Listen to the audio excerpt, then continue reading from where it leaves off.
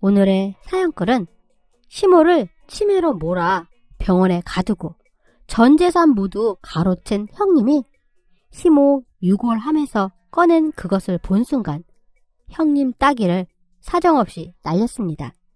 라는 사연인데요. 그럼 사연 읽겠습니다. 안녕하세요. 저는 3형제 중에 둘째 아들과 결혼해서 이 집안의 둘째 며느리로 살고 있습니다. 오늘 제가 여러분께 인사드린 이유는 제 형님 얘기를 하려고 합니다. 저의 형님은 돈 욕심이 엄청 많으십니다. 일정한 직장에 있는 건 아니고 동네 식당 일도 하시고 공장 일도 하시고 기회가 닿는 대로 부지런히 일을 하십니다. 결혼해서부터 악바리가 된 건 아니고 아주버님이 공장을 다니시다가 사고로 허리 부상을 당하셔서 더 이상 일을 할 수 없게 된 겁니다. 다행히 회사 측의 배려로 지금까지 공장의 경비 일을 하고 있지만 외벌이로는 넉넉한 살림살이가 아니었죠. 그러니 형님이 생활 전선에 뛰어들 수밖에 없었네요. 형님이 악착을 떠는 마음도 충분히 이해하고도 남습니다. 형님이 부지런히 사시는 모습은 보기 좋지만 형제들에게 냉정한 모습을 보일 때는 밉상이기도 합니다. 물질적으로 형제들을 도와달라는 게 아니라 말 한마디라도 따뜻하게 하면 좋을 텐데 그런 점들이 부족하다는 얘기예요. 저는 어려서 엄마가 돌아가셨습니다. 게다가 큰딸로서 남동생 둘을 돌봐야 해서 늘 외롭고 힘들었죠. 그럴 때마다 내 속마음 나눌 수 있는 언니 한 명이 있으면 정말 좋겠다는 생각을 많이 하며 자랐거든요. 그래서 결혼 후에 나이 차이가 좀 있는 형님을 친언니처럼 대하면서 때로는 의지하고 싶었습니다. 형님의 외모가 푸근하니 제가 마음을 기대면 좀 받아줄 스타일이라고 생각을 했거든요. 그런데 그건 저의 착각이었습니다. 제가 가까이 다가가는 걸 형님이 단칼에 베시더라고요. 마치 제가 형님 곁에 빌붙어서 뭔가를 얻어가려고 그런 건 아닌가 하는 느낌이 들었나 봐요. 막 결혼했을 때 시어머니가 형님에게 그러셨거든요. 김치 담그면 둘째도 좀 주고 그래라. 친정엄마가 없으니 얼마나 아쉽겠냐. 네 손맛이 좋으니 된장, 고추장 좀 담아서 동서들 좀 줘라. 그래야 보고 배울 것 아니냐. 그런 말 때문이었는지는 몰라도 결혼 초기부터 형님은 저에게 선을 그으셨습니다. 한 번은 형님 댁에서 시어머니 생신잔치를 한 적이 있었습니다. 3형제의 가족들이 모여서 맛있게 밥을 먹고 집으로 돌아가려는데 시어머니께서 그러시는 겁니다. 얘들 맛있는 것 좀 싸줘라. 그랬더니 시어머니 말이 끝나기가 무섭게 형님 한다는 말이 안 돼요. 저희 먹을 것도 없어요. 그러는 겁니다. 그날 겉절이를 너무 맛있게 먹어서 그것 좀 싸가야겠다 생각을 했었는데 형님의 말이 어찌나 칼끝처럼 뾰족한지 만약에 좀 싸달라고 했으면은 정말 부끄러울 뻔했지 뭡니까.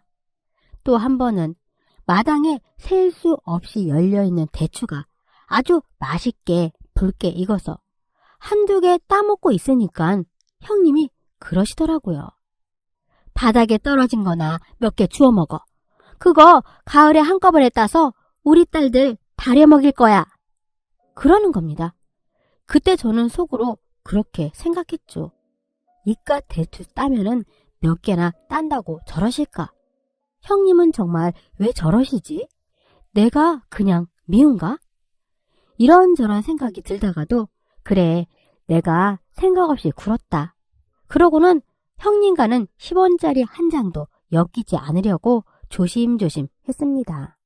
그렇게 세월이 흘러서 결혼하고 처음으로 저희가 내 집 장만을 하게 됐습니다. 그런데 처음 해보는 이사라서 서툴렀던지 살던 집과 새로 이사할 집의 잔금 날짜가 맞지 않는 거예요. 한 달만 돈을 융통하면 되겠는데 은행에서 빌리자니 애매모호하고 그렇다고 남에게 빌릴 만한 곳도 없고 해서 형님에게 말씀을 드렸죠. 형님, 한두 달 뒤에 드릴 테니까 급조 좀 부탁드려요. 그랬더니 형님 하신다는 얘기가 이자 10% 주면 빌려줄게. 그때 제가 이사를 하느라 너무 돈이 없어서 없던 아양을 부렸습니다. 형님, 한 달이잖아요. 형편 풀리면은 선물 하나 해드릴게요. 그랬더니만 됐어 하면서 전화를 끊어버리는 거예요. 돈거래는 형제간에도 안 한다는 건데 일단은 제가 돈을 빌려달라고 했으니 잘못한 거라고 생각은 하지만 그래도 너무하지 않습니까? 고리대금 업자도 아니고 말이죠. 그래도 그 큰 돈을 현금으로 가지고 있는 분이 제 주변에는 형님밖에 없어서 다시 전화를 걸어 형님에게 사정을 했죠. 형님, 이자 10% 드릴게요. 바로 송금 부탁드려요. 형님이 좋아하면서 돈을 꿔주시더라고요. 이자는 비쌌지만 그래도 형님 덕분에 이사를 잘 마칠 수가 있었습니다. 형님은 자신이 큰 며느리라고 해서 시어머니와 시아버지께 조금이라도 더하는 법이 없었습니다. 결혼하면서부터 뭐든 부모님과 엮이는 일은 새 아들이 공평하게 3등분을 했습니다. 생신상도 제사상도 뭐든지요. 그래서인지 둘째인 저나 셋째인 동서도 형님에게 부모님 일을 떠맡기질 않았습니다. 모든 걸 세 자식이 똑같이 했죠. 시부모님은 가진 재산이 많지는 않았지만 그래도 자식들에게 기대지 않을 만큼의 노후를 보낼 정도의 돈과 따뜻한 아파트 한 채 있었습니다. 두 분 금술은 참 좋은 편이셨습니다. 그러던 어느 날 지병도 없던 시아버지께서 예고도 없이 지난밤에 하늘나라에 가 버리신 겁니다. 가족들과 마지막 인사도 없이 말이에요. 시어머니께서는 엄청 슬퍼하셨습니다. 안타까운 마음에 새 아들도 새 며느리도 같은 마음이었죠. 그렇게 시아버지를 보내고 3달쯤 됐을까요? 시어머니께서 살던 집에서 못 살겠다고 하시는 겁니다. 이유는 문 밖에서 자꾸 시아버지가 부른다는 거였어요. 여보, 나야. 문 좀 열어줘. 하고 말이죠. 시어머니께서는 한두 번 그러다 말겠거니 하고 참았는데 이제는 매일 밤 악몽에 시달린다고 자식들에게 얘기를 하시더라고요. 그래서 어렵게 형제들이 시간들 만들어서 한자리에 가족들이 모이게 되었고 자신의 생각들을 자유롭게 얘기를 했습니다. 엄마, 집을 옮기면 어때요? 도련님이 이렇게 말하자 남편도 그게 좋은 생각 같다고 하시더라고요. 어머니도 이사를 하겠노라고 마음의 결정을 내리셨습니다. 그래도 새 며느리 중에 한 명이 어머니, 저희 집에서 모시겠습니다 라고 했으면 시어머니도 기분이 좋고 모양새도 좋았을 텐데 모두가 맞벌이인지라 선뜻 모시겠다는 말은 하지를 못했습니다. 그렇다고 해서 전적으로 장남과 맏며느리가 시어머니를 모셔야 한다는 생각은 꿈에도 하지 않았습니다. 그간 부모님에 대한 모든 일을 세 형제가 무조건 3등분으로 해왔기 때문이죠. 그런 와중에 형님이 선뜻 그러시는 겁니다. 어머니, 저희 집으로 오세요. 당연히 장남인데 저희가 모셔야죠. 형님의 생각지도 못한 말에 동서와 저는 어리둥절해했고 시어머니 얼굴에서 미소가 보였습니다. 그래, 고맙다. 그런데 형님이 모신다는 것은 자신의 집에서 시어머니를 모신다는 게 아니었어요. 어머니가 복 있으시네요. 마침 저희 옆집이 부동산에 집을 내놨거든요. 지금 살고 있는 집은 아버지의 흔적이 있으니까 파시고요. 저희 옆집으로 이사 오세요. 그럼 저희도 생활하기 편하고 어머니도 편하시죠? 작은 집에서 저희 식구들과 부대끼는 것보다는 훨씬 나으실 겁니다. 어머니는 너무 좋아하셨습니다. 그거 좋은 생각이다. 나도 네 집에 얹혀 살면 니들 생활 불편할까 봐서 걱정했는데 나도 편하고 니들도 편할 그런 방법이 있었구나. 어머니도 참 요즘 그렇게들 많이 해요. 부모님이 위층에 살고 자식들이 아래층에 살고요. 그때까지만 해도 저희들은 형님의 시커먼 속도 모르고 시어머니 걱정은 한시름 놓았다고 생각을 했습니다. 어머니 역시 큰아들, 큰며느리 옆에 산다고 생각하니 얼마나 든든하셨겠어요. 어머니께서는 형님에게 모든 것을 일임하셨고 정말 번갯불에 콩 거먹듯이 시어머니 집을 정리하고 형님 옆집으로 시어머니는 이사를 하셨습니다. 그렇게 몇 달이나 지났을까요? 형님에게서 전화가 온 겁니다. 동서, 어머니가 치매가 오셨나 봐. 치료차 요양원에 모셨으니 그렇게 알고 있어. 병원비는 3등분 하는 걸로 하자고. 당연히 그렇게 해야죠, 형님. 그간 고생 많으셨죠? 고생이야 뭐. 큰며느리로서 당연히 해야 할 일 아닌가? 그렇게 형님과 통화를 하고 저희는 매달 형님에게 병원비 3분의 1을 송금했습니다. 그렇게 한 1년이 지났을까요? 회사에서 일을 하는데 며칠간 같은 번호로 같은 시간이면 일반 전화번호가 찍히는 겁니다. 스팸 전화이겠거니 하고 전화를 받지 않았죠. 어느 날은 남편과 저녁을 먹고 있는데 낮에 자주 걸려오던 또 그 일반 전화번호로 전화가 오는 겁니다. 여보, 스팸 전화가 왜 이렇게 오지? 귀찮아. 그랬더니 남편이 보고는 이 전화번호 나도 많이 오던데? 한번 받아볼까? 그러는 겁니다. 그래, 그럼 당신이 받아봐. 남편이 전화를 받고 여보세요? 하는데 전화기 너머로 왜 이렇게 전화를 안 받아? 애미다. 그러시는 겁니다. 엄마? 순간 남편과 저는 깜짝 놀랐습니다. 그렇잖아도 이번 주말에 요양원 가려던 참인데 무슨 일 있으세요? 그랬더니 시어머니께서 하시는 말씀이 나 좀 꺼내주라. 나 너무 힘들다. 큰애한테 퇴원시켜 달랬더니 씨알도 안 먹힌다.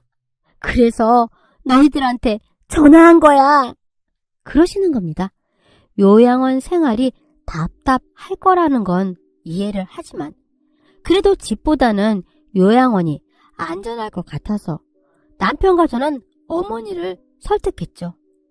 그랬더니 시어머니 말씀이 처음엔 며칠 입원해서 검사 받자더니 벌써 1년이 다 돼간다. 지겹다. 수화기 너머로 들려오는 시어머니의 얘기가 그간 형님이 들려주신 얘기와 사뭇 다른 것 같아서 남편과 저는 의아해했죠. 그리고 그 길로 어머니가 계시는 요양원으로 달려갔습니다. 어머니 얼굴에서 요양원 생활이 힘들다는 것을 느낄 수 있었습니다. 살이 많이 빠지셨더라고요.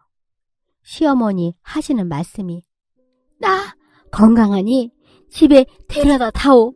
말짱해. 제발 퇴원 좀 시켜다오. 남편과 저는 이 말을 믿을 수가 없었습니다. 주변 사람들이 그러더라고요. 치매 환자들은 자신이 치매인 줄 모른다고요. 일단은 어머니를 안심시키고 남편과 저는 담당 의사를 만났습니다. 저희 어머니 어떠십니까? 그 연세에 건강하신 편입니다. 정신도 말짱하시고요. 네? 정신이 말짱하시다고요? 남편과 저는 깜짝 놀랐습니다. 치매가 좋아지신 건가요? 치매라는 얘기에 의사가 깜짝 놀라는 겁니다. 누가 그래요? 어머니 치매 아니세요? 연세가 있으셔서 요양 오신 겁니다. 도리어 의사가 우리에게 물었습니다. 남편과 저는 무슨 영문인지를 몰라서 어리둥절했습니다. 그럼 퇴원해도 되는 거죠? 본인이 불편해하시면 퇴원하시고 다시 또 모셔오세요. 그럼 형님이 저희들에게 거짓말을 했다는 소리 아닙니까? 형님은 왜 시어머니를 치매라고 거짓말을 하고 요양원에 입원을 시켰을까요? 남편과 저는 그 길로 시어머니 퇴원 수속을 밟고 시어머니를 집으로 모시고 갔죠. 그런데 시어머니 집에 모르는 사람이 와서 살고 있는 겁니다. 남편이 누구세요? 라고 물었더니 그쪽에서 한다는 소리가 댁은 누구세요? 저는 이 집 주인인데요. 남편과 저는 깜짝 놀랐습니다. 그리고 바로 옆집인 형님 집에 배를 눌렀죠. 형님이 어머니와 남편과 저를 보더니 깜짝 놀라더군요. 일단 형님 집에 들어갔습니다. 시어머니가 먼저 입을 여셨습니다. 내 집이 어떻게 된 거냐? 어머니 병원 가시자마자 팔았죠. 빈집을 뭐하러 둬요? 어머니는 화가 머리끝까지 나셨습니다. 뭐? 내 허락도 없이? 그럼 내 집 판 돈 내놓거라. 나 집 사서 나가야 할 것 아니냐? 그러다 형님이 눈을 동그랗게 뜨고는 어머니 집이라뇨? 무슨 말씀 하시는 거예요? 내 집 판 돈 줘야지. 나 검사 받는다고 입원시켜놓고는 자식들한테는 어머니 치매라고 거짓말했잖아. 나 요양원에 다시는 안 갈란다. 어서 내 돈 내놓거라. 그러자 형님이 화를 막 내시는 겁니다. 어머니, 그러시면 안 되죠.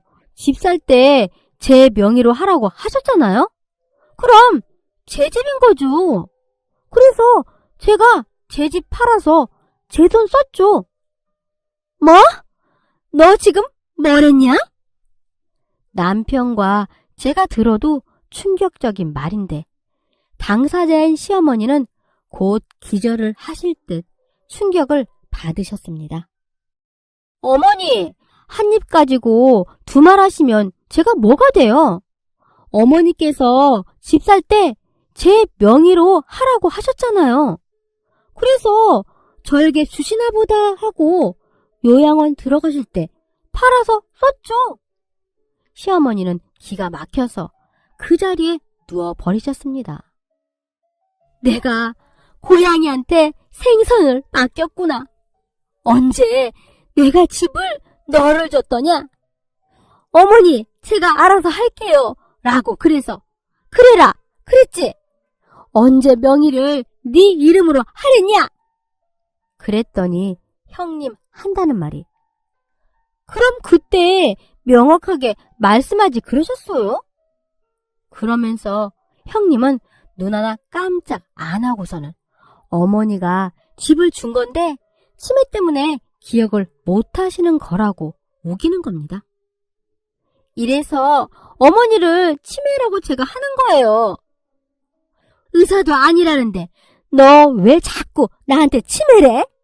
시어머니를 치매로 몰아서 병원에 가두고 전 재산 가로채놓고 뭐가 어째?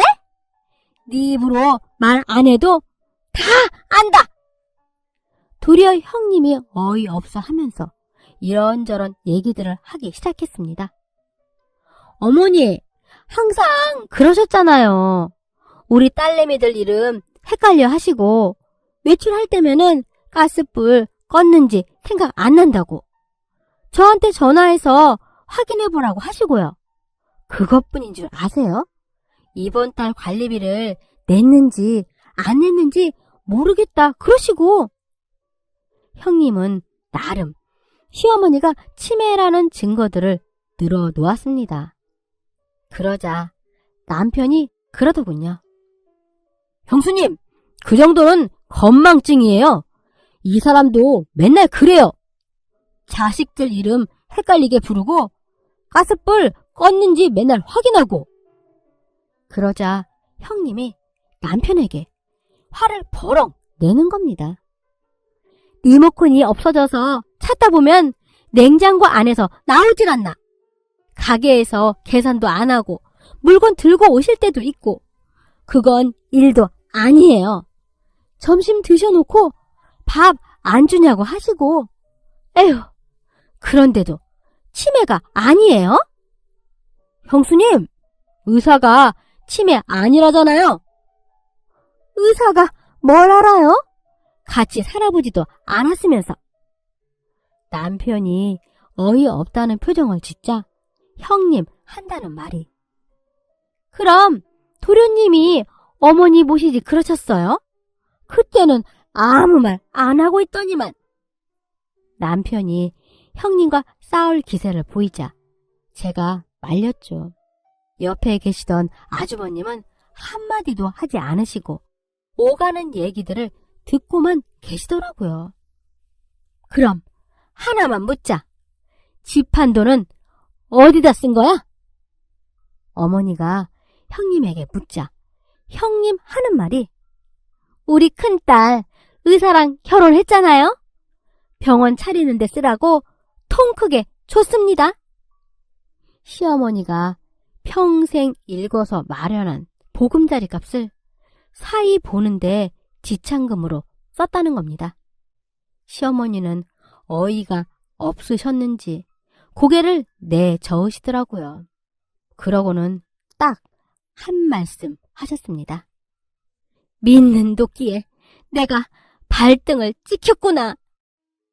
너무나 어이없는 소리에 시어머니는 온몸에 힘이 빠져 거의 쓰러질 듯해 보이는데 거기에 대고 형님이 한다는 소리가 정말 과간이었습니다. 저는 정말 형님이 이런 분이신지는 몰랐습니다. 동서, 난 어머니 못 모신다. 요양원에서 자네가 퇴원시켰으니까 자네가 알아서 해.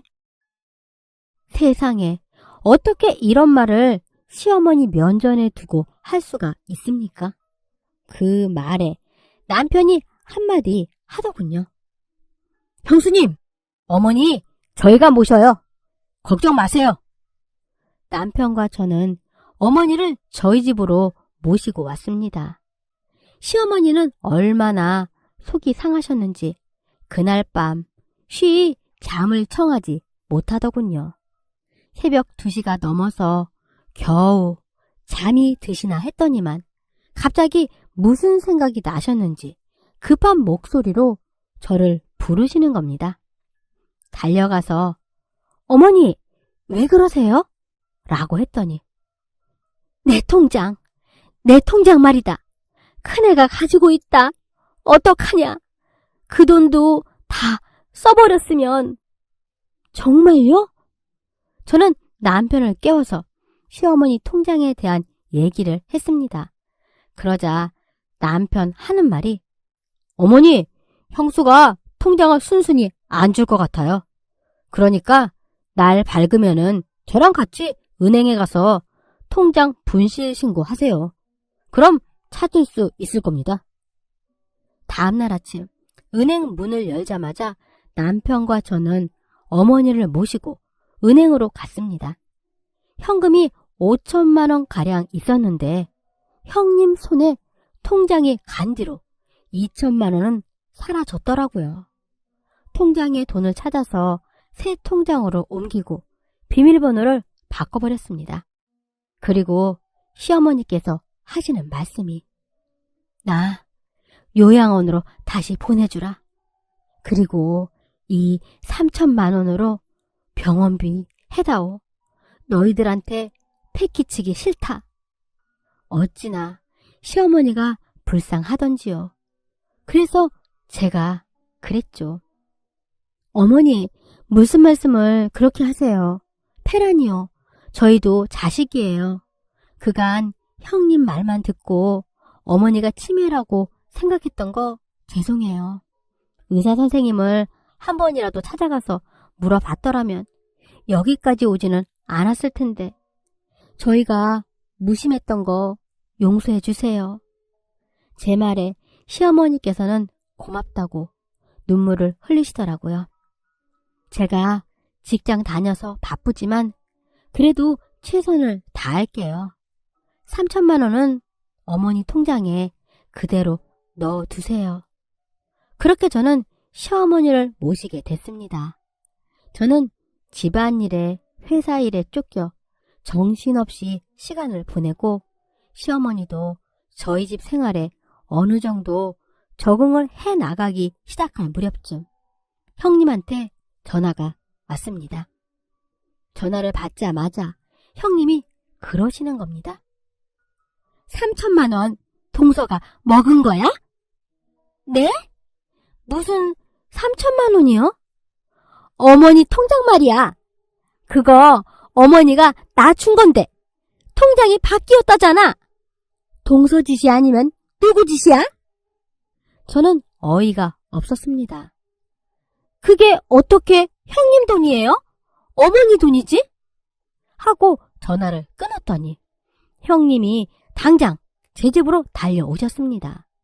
시어머니를 본 형님은 안부 인사는커녕 대뜸 한다는 말이 어머니, 통장 저 주신 거잖아요. 왜 저만 나쁜 사람 만드세요? 다짜고짜 시비를 거는 듯한 형님의 말투에 시어머니는 어이없어하는 눈치셨습니다. 그러다 안 되겠는지 시어머니께서는 매서운 눈초리를 하시더니 쏘아 붙이시더라고요. 뭐가 어째고 어째? 말짱한 사람을 요양원에 보내놓고 집을 팔아먹질 않나. 통장도 보관하고 있겠다더니 그걸 찾아서 써? 내가 언제 너한테 집을 주고 통장을 줬다고 그래? 어머니, 그러시면 안 됩니다. 너 어쩌다가 이렇게 돈밖에 모르는 사람이 됐냐? 속일 사람이 없어서 부모를 속여? 너 정말 이럴래? 언제까지 거짓말할 거야? 하늘이 알고 땅이 알아.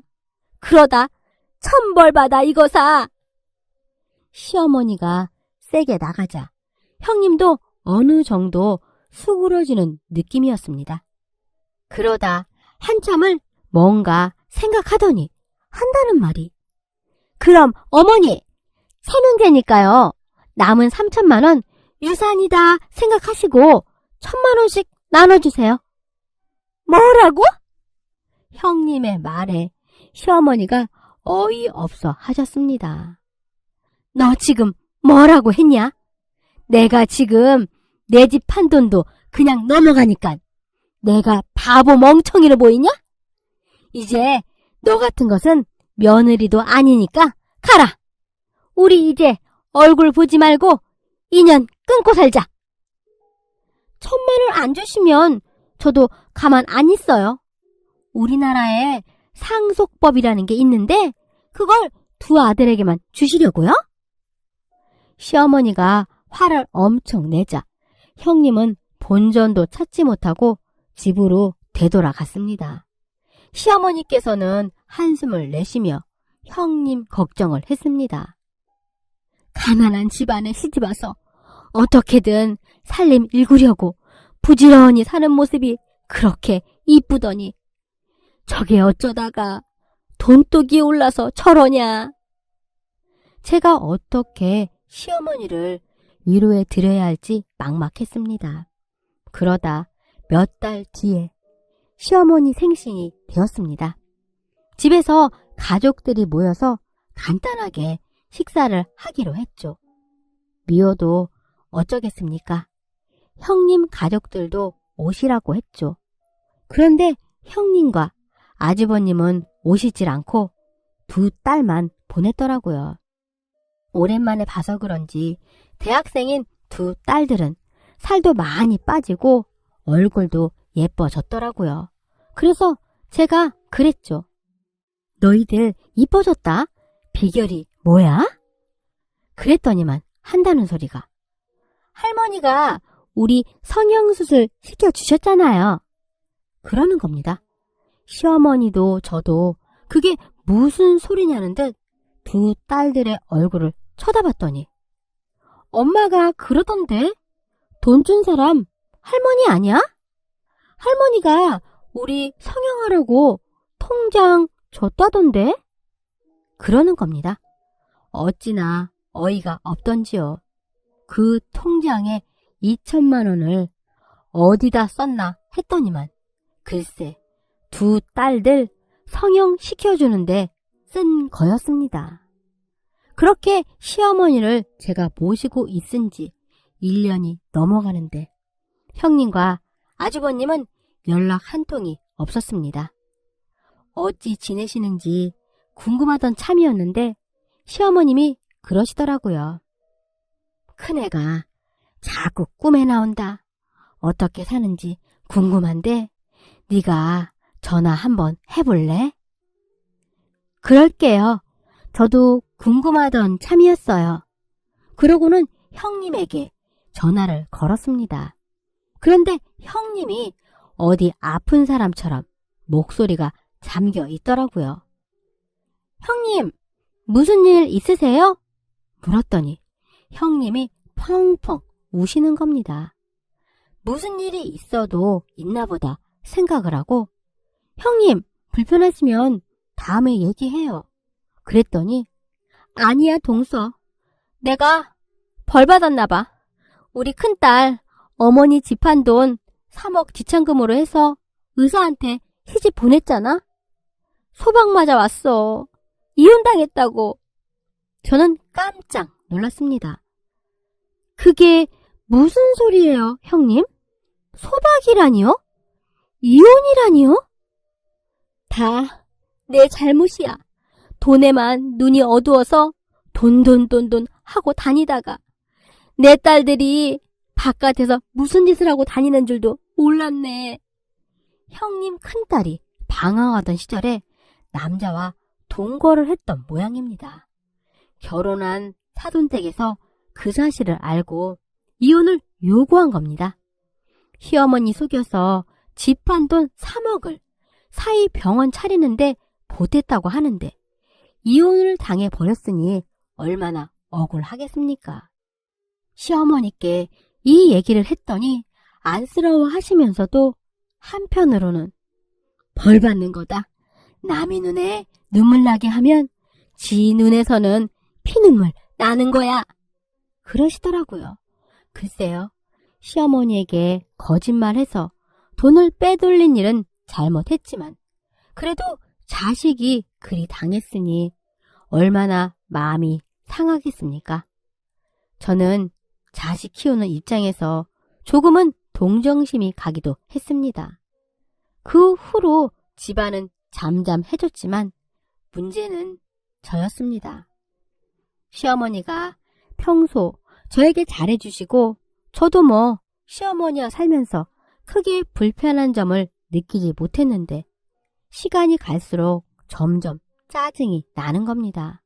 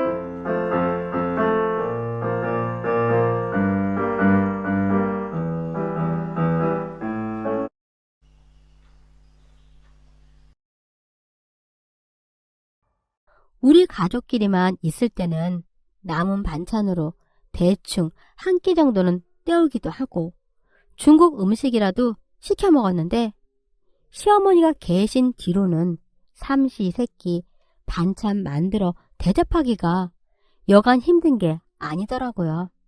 그러던 참에 제가 하는 모임에서 부부 동반 해외여행을 가게 됐습니다. 그래서 살짝 형님에게 운을 뗐죠. 형님, 저 며칠 집 볼 것 같은데 이번 참에 어머니 며칠 모시는 건 어때요? 이 핑계로 서먹서먹한 것도 풀고 그간 오해도 있으면 풀고요. 그랬더니 형님이 화를 버럭 내면서 오해는 무슨 오해? 자네 아직도 내가 거짓말했다고 믿어? 아니라니까. 왜 사람들이 내 말은 안 믿지? 정말로 어머니가 주신 거야. 그러니깐요. 오해 풀면 좋잖아요. 그랬더니만 형님 한다는 소리가 3천만 원 꿀꺽 해놓고 이제 와서 어머니 나한테 떠넘기려고 그래? 그러고 보니 동서 참 못했다. 나는 어머니 못 모시니깐 알아서 해. 못된 사람이 누군데 정말 어이가 없었습니다. 홧김에 저도 한마디 했죠. 3천만 원? 저 손도 안 댔어요. 그 돈이 어떤 돈인데 제가 달라고 해요? 그럼 형님처럼 벌 받죠. 그러고는 전화를 끊어버렸습니다. 밑반찬을 많이 만들어 놓고 시어머니에게 양해를 구하고 저와 남편은 여행길에 올랐습니다. 일주일 뒤에 집에 도착했더니 시어머니 짐이 집에 하나도 없는 겁니다. 남편과 저는 무슨 일인지 당황스러워하고 있는데 마침 시어머니가 전화를 하셨더라고요. 너 여행 간 동안 큰애가 찾아왔더라. 그간 잘못했다고 눈물을 뚝뚝 흘리면서 용서해달라고. 그래서 짐 싸서 큰애 집으로 왔다. 너도 그동안 고생 많았다. 잊지 않으마. 시어머니의 말씀에 마음 한구석이 찡해졌습니다. 짧은 시간 시어머니를 모셨지만 그간 정이 들었는지 며칠간 마음이 무거웠습니다. 그렇게 또 1년의 시간이 지난 어느 날 형님에게서 전화가 왔습니다. 어머니 요양원으로 모셨으니까 병원비 3등분 하자고. 그래서 제가 그랬죠. 형님 이제는 안 속아요. 어머니께서 통장에 있는 3천만 원으로 병원비 하시겠다고 하셨거든요. 그걸로 병원비 하세요. 무슨 3천만 원? 몰라 모르세요? 형님이 제일 잘 아시잖아요? 하고 늘어졌더니 그제서야 형님 한다는 소리가 그건 내가 어머니 모시는 수고값이지 무슨 병원비야? 난 뭐 공으로 어머니 모시냐? 그딴 계산하지 말고 병원비나 꼬박꼬박 보내.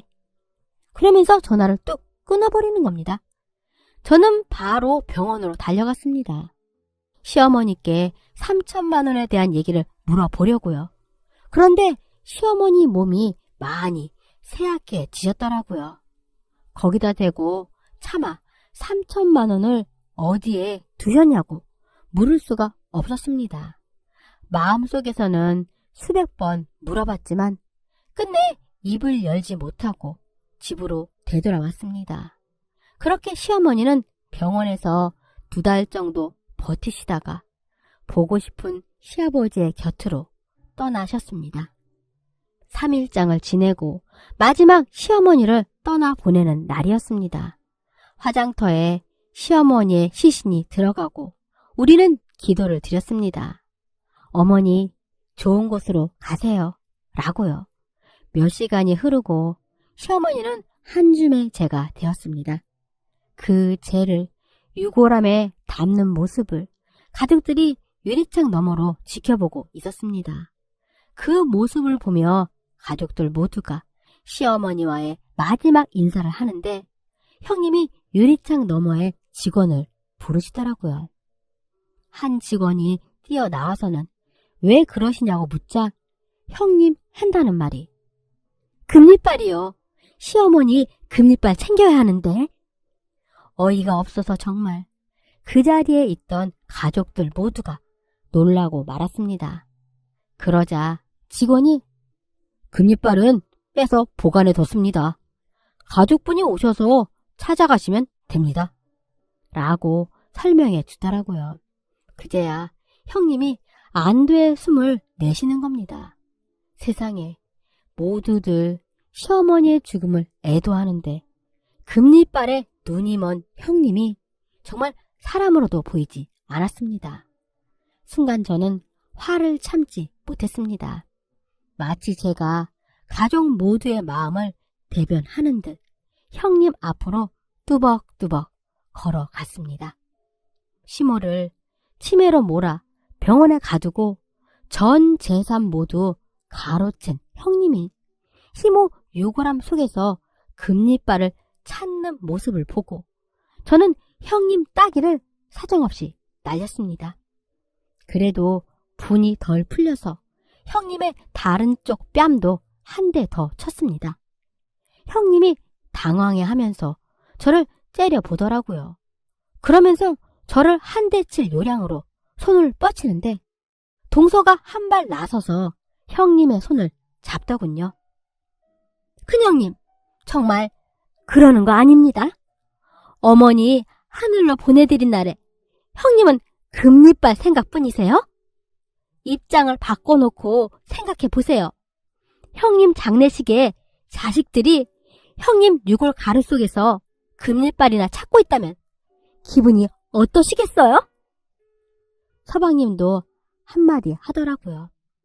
형도 그러는 거 아니야. 형수님이 그렇게 나오면 막아야지. 하지 말라고 해야지. 그걸 보고만 있어?